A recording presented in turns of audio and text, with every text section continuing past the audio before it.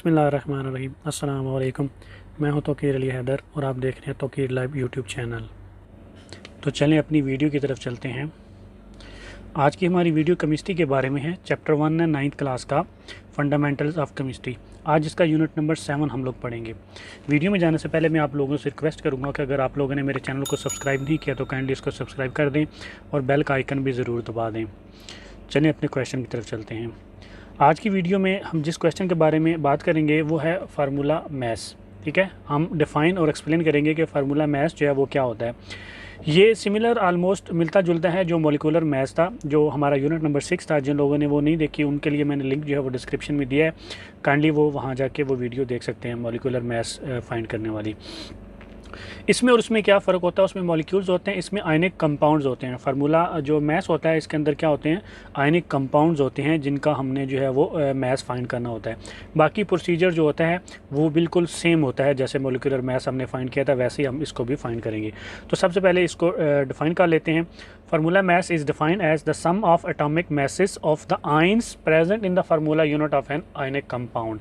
Clear. तो इसमें क्या चीज़ है, sum of atomic masses of the ions. जो आयंस होते हैं आयनिक कंपाउंड के अंदर, ठीक है, उनका हमने सम करना है।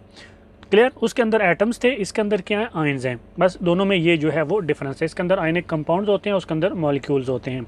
बाकी सारा प्रोसीजर जो है फाइंड करने वाला वो सारा सेम होता है। अब फॉर एग्जांपल नंबर 1 हम देखते हैं। ये हमारे पास है, हमने फार्मूला मैस फाइंड करना है Al2SO4 के आउटसाइड 3 यानी कि एल्यूमिनियम सल्फेट का। जो एल्यूमिनियम सल्फेट है ये एक आयनिक कंपाउंड है। ठीक है, अब पहले मैं इसको जो है वो थोड़ा सा सिंपल करके लिख देता हूँ। एल्यूमिनियम सल्फेट को कैसे लिख देता हूँ मैं इसको, Al2S3O12 लिख देता हूँ मैं इसको। ठीक है, थोड़ा सा ओपन करके लिख देता हूँ ताकि हमको जो है वो फार्मूला मैस कैलकुलेट करने के लिए हमारे लिए इजी हो जाए। क्यों, देखें ये जो बाहर जो वैल्यू गिवन होती है, ब्रैकेट के बाहर जो गिवन होती है वैल्यू, ठीक है, इसका क्या मतलब होता है कि ये वैल्यू ब्रैकेट के अंदर जितने भी हमारे पास एलिमेंट्स होते हैं उनके साथ जाके ये मल्टीप्लाई होती है। क्लियर। इसका ये मतलब होता है, कोई भी जो हमारे पास फार्मूला लिखा हुआ होता है उसके अंदर ये जो चीज़ लिखी होती है ब्रैकेट के बाहर, इसका मतलब होता है कि जितने भी एलिमेंट्स अंदर हैं उनके साथ जाके इसने मल्टीप्लाई होना है। तो मैंने भी सिंपल यही किया है। मैंने सल्फ़र के साथ जो है मैंने 3 लगा दिया और ऑक्सीजन के साथ मैंने 12 लगाया। क्यों, क्योंकि ऑक्सीजन के साथ ऑलरेडी 4 था, उससे 3 मल्टीप्लाई होके क्या हो गया, हमारे पास 12 आ गया। क्लियर। ये मैंने क्यों लिखा, ताकि हमारे लिए जो है वो फार्मूला मैस फाइंड करना ईजी हो जाए। अभी देखें सेम वही जिस तरह हमने मॉलिक्यूलर मैस फाइंड किया था, इसको भी सेम वही करेंगे। ठीक है, 2 into atomic mass of aluminium लिखेंगे। 2 क्यों लिखा, क्योंकि इसके अंदर एल्यूमिनियम जो है वो 2 हैं। ठीक है, इसलिए मैंने 2 जो है वो बाहर लिखा और अंदर मैंने एटॉमिक मैस ऑफ एल्यूमिनियम लिखा। प्लस का साइन होगा। अब सल्फ़र कितने हैं, 3 है, तो मैं बाहर लिखूँगा 3 into atomic mass of sulphur. Okay, अब देखें फिर प्लस का साइन आएगा। अब ऑक्सीजन देखिए कितने हैं, 12 हैं, तो मैं बाहर लिखूँगा 12 into atomic mass of oxygen. Clear. Similar, बाकी सारा कुछ सिमिलर वैसे ही है जैसे हमने मॉलिक्यूलर मैस फाइंड करना देखा था, सारा कुछ वैसे ही है। बस दोनों में यही डिफरेंस आता है कि एक आयनिक कंपाउंड्स होते हैं और दूसरे मॉलिक्यूल्स होते हैं। तो अभी हम आगे चलेंगे और देखेंगे कि जो हमारा पीरियोडिक टेबल है उसके अंदर जो है एल्यूमिनियम जो है उसका एटॉमिक मैस जो है वो कितने हैं। यहाँ पे देखें ये हमारे पास जो है वो एल्यूमिनियम आ रहा है, ये यहाँ पे।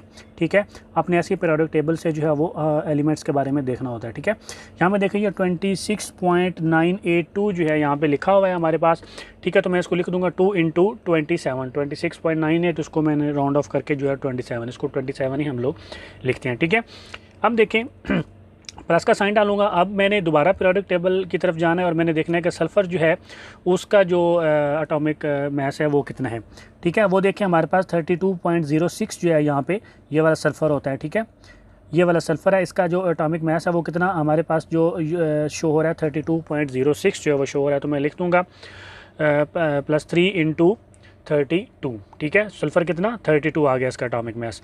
अब मैं जो है प्लस लिखूंगा और दोबारा पीरियोडिक टेबल की तरफ जाऊंगा और मैं यहाँ से जो है ऑक्सीजन का जो एटॉमिक मैस है वो मैं देखूंगा। यहाँ पे इसका एटॉमिक मैस जो है वो 15.99 जो है वो ये ऑक्सीजन हमारे पास। ठीक है, इसका जो है 15.99 शो हो रहा है, तो मैं इसको लिख दूँगा 12 इंटू 16।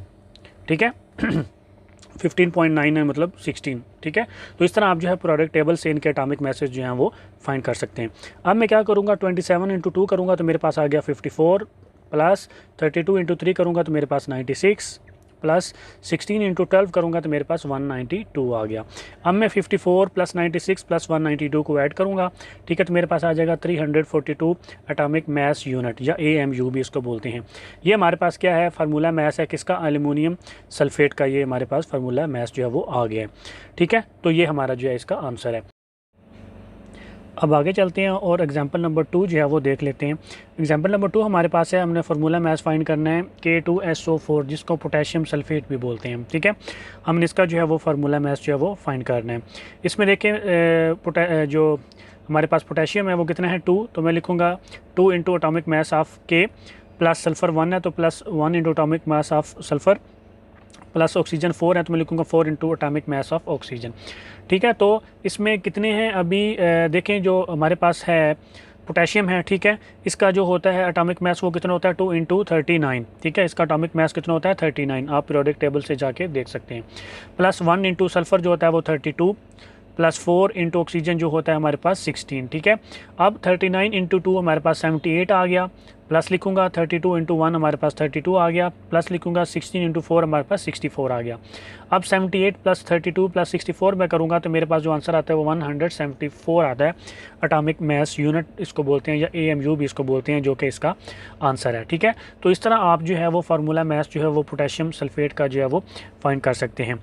तो आपने याद रखना है कि जो मोलिकुलर मास है और फार्मूला मास है इनमें डिफरेंस क्या है। जो फार्मूला मास है ये आयनिक कंपाउंड्स के लिए होता है, जबकि जो मोलिकुलर मास है वो मॉलिक्यूल्स के लिए होता है। बस इन दोनों में ये जो है वो डिफरेंस होता है। बाकी इन दोनों की जो कैलकुलेशन है वो बिल्कुल सेम है, ठीक है। आपने ऐसे ही जो है वो पीरियोडिक टेबल से इनके एटॉमिक मासेस देखने हैं सब एलिमेंट्स के, ठीक है। और एलिमेंट्स कितने हैं उनके उतनी क्वान्टिटी में उनसे उनको मल्टीप्लाई करके आपने एंड पे आंसर निकालना है और एंड पे आपने यूनिट AMU जो है वो साथ में लिखनी है।